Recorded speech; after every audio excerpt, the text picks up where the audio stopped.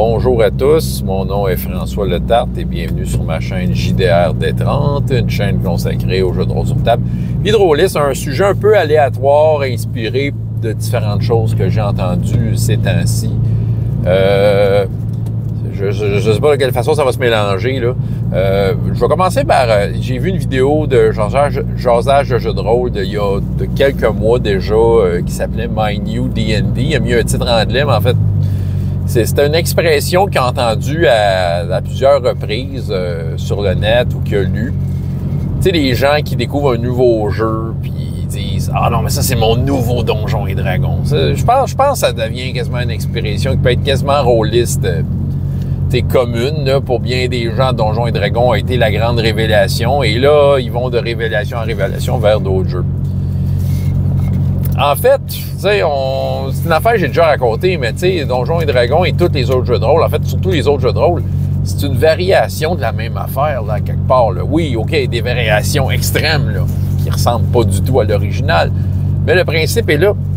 Tous les jeux qui existent, c'est tout le temps une règle maison de quelque chose qui a déjà été fait. C'est ça. Toutes les fois qu'on nous présente un nouveau jeu, c'est quelqu'un qui présente sa version de comment tricher les mathématiques, si on veut, ou en tout cas jouer avec les mathématiques pour simuler quelque chose. Puis aussi proposer une façon d'aborder le jeu, mais on s'entend que, c'est ça. Chaque nouveau jeu est un new D&D, puis pour quelqu'un qui découvre un jeu, c'est comme son nouveau... son new D&D, c'est ça. On en a tous ce moment-là où on découvre un jeu, puis c'est ça. Puis oui, c'est notre new D&D, c'est ça. Vous les chroniques oubliées depuis quelques années, ça a été des fantastiques. Il y a plein de jeux que j'ai découverts, All for One, mais c'est ça. Et ça m'amène à l'autre sujet. C'est relié indirectement, mais ça veut dire un peu la même affaire. Là. Je vais vous parler d'Elon Musk. Bon, je pourrais finir la vidéo après ce que je voudrais dire. Là, je m'en tape de ce gars-là. Fin. Je ne sais pas trop c'est qui, je veux dire, je le connais, oui, c'est une personnalité connue. Pardon. Personnalité des affaires qui fait des chars électriques et des fusées. Mais tu sais, je sais que quand à toi fois qu'il dit de quoi, ben tu sais, il est super publicisé, c'est ça. Puis tu sais, il peut être très controversé, évidemment, dans sa position. Et il aurait déclaré, et là, j'ai pas lu l'article, je ne sais pas, tu sais, mais il semblerait qu'il aurait dit qu'il achèterait peut-être Donjons et Dragons, tu sais, quelque chose de même. Vous pouvez m'informer, vous pouvez écrire ce que vous en pensez en bas, ou du moins m'éduquer sur l'actualité, parce que, tu sais, je m'en tape.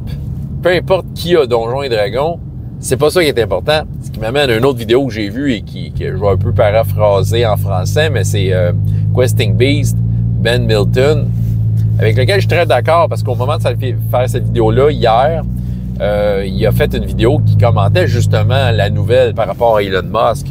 Puis disant que, regarde, peu importe qui détient Donjons et Dragons, c'est pas ça qui va comme sauver Donjons et Dragons ou en tout cas faire du tort à Donjons et Dragons.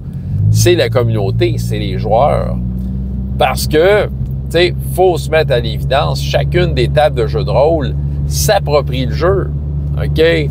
Puis à un moment donné, un autre, en s'appropriant le jeu, les gens l'interprètent un peu comme qu'ils veulent, même si c'est écrit noir sur blanc dans le livre, une règle fonctionne de telle façon, l'interprétation peut aller d'une table à l'autre et, tu sais, sans parler de toutes les règles maison qui peuvent s'ajouter à ça, toutes les règles maison qui vont rendre la vie de ces joueurs-là heureux à chacune de ces tables-là individuelles.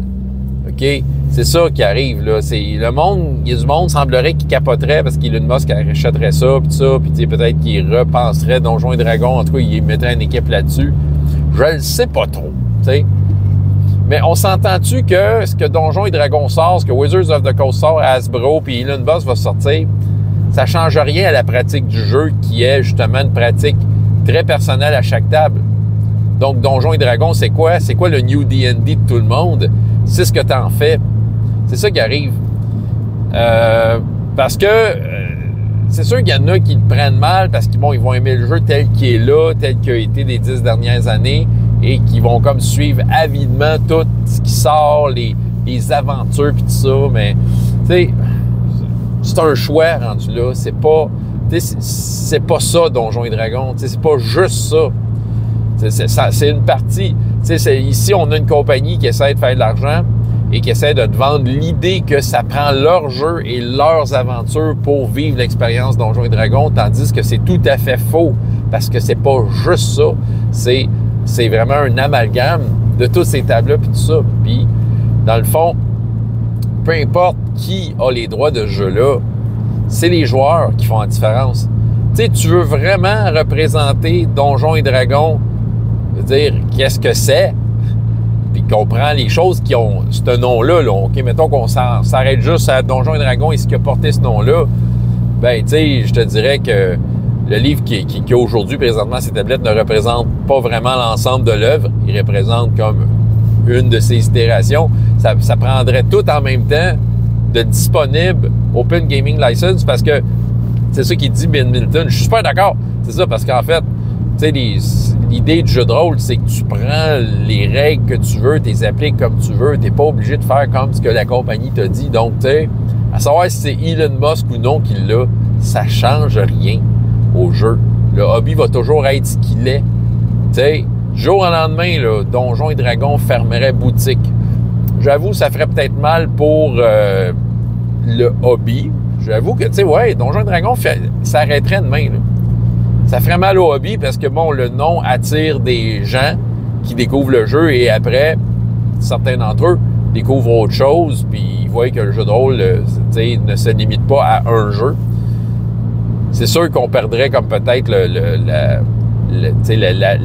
c'est ça, le néon qui attire les gens. Mais néanmoins, le hobby continuerait, là, d'une autre façon. C'est une tradition orale, tout ça, d'une certaine façon. Tu sais, à quel point que les gens réalisent pas que tu peux te prendre un PDF gratuit sur Internet puis faire une vie de jeu de rôle juste avec un jeu que tu trouves là, puis que tu modifies, puis que tu mets à ta main, puis c'est ça, c'est le plaisir du jeu de rôle. Il est là, c'est ça. C'est ça qui arrive. Tu sais, l'idée, le format tel qu'on le connaît aujourd'hui a été mis en place il y a 50 ans. Mais c'est ça, l'idée était toute là. C'est juste qu'elle n'était pas toute expliquée, mais je pense que l'idée de base, tu sais, la graine a été plantée une fois pour toutes, puis tu sais, le jeu, peu importe si tu m'amènes un jeu full alternatif qui n'a rien à voir avec Donjon, ça reste quand même que l'idée de base est là, tu sais. Donc, c'est ça.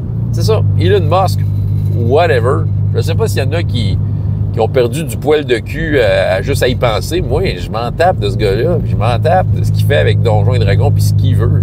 Je veux dire, de toute façon, je joue même pas à leur jeu. Fait, parce que j'ai mon New D&D, j'ai ma façon d'amener ma table. J'ai trouvé comme les jeux qui me font triper, puis que je le sais qu'en tant que meneur de jeu, je suis capable de faire plaisir à des joueurs. T'sais. C'est ça. Fait que, il fera ce qu'il veut, Elon. Il a de l'argent s'il veut acheter la licence. S'il améliore le jeu, pourquoi pas? Mais c'est ça. T'sais, sachez que chacun d'entre vous, venez de vous acheter la nouvelle version de Donjon qui est sortie là, cet été. Ben déjà, si vous avez commencé à faire des parties, déjà, vous avez trafiqué le jeu sans le savoir. Sûrement des moments, il y a sûrement des moments où ben, la règle n'existait pas, tu l'as inventée, tu as fait un test de, tu sais, puis c'était pas écrit dans le livre, puis t'as fait de quoi, puis déjà, tu t'as fait de quoi que tu ne permettrais pas au Monopoly, tu sais, dans un jeu de société où tout est codé. Tu t'es permis de quoi qui arriverait jamais dans un jeu vidéo, parce que le jeu vidéo, tout est prévu, qu'est-ce que tu peux faire, tu sais. Fait que c'est ça, voilà. Fait que le jeu de rôle est beaucoup plus fort. Le hobby, puis la façon de le faire, c'est beaucoup, mais beaucoup plus fort que n'importe qui détient des droits d'un jeu ou d'une licence de ce que tu veux, là. C'est ça. C'est ça la conclusion de l'affaire. Quel est votre New D&D?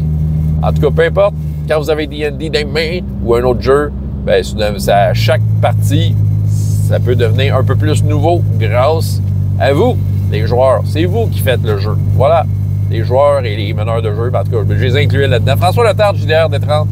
Et jusqu'à la prochaine fois, il y a autant de plaisir dans la vie que dans les jeux. Au revoir.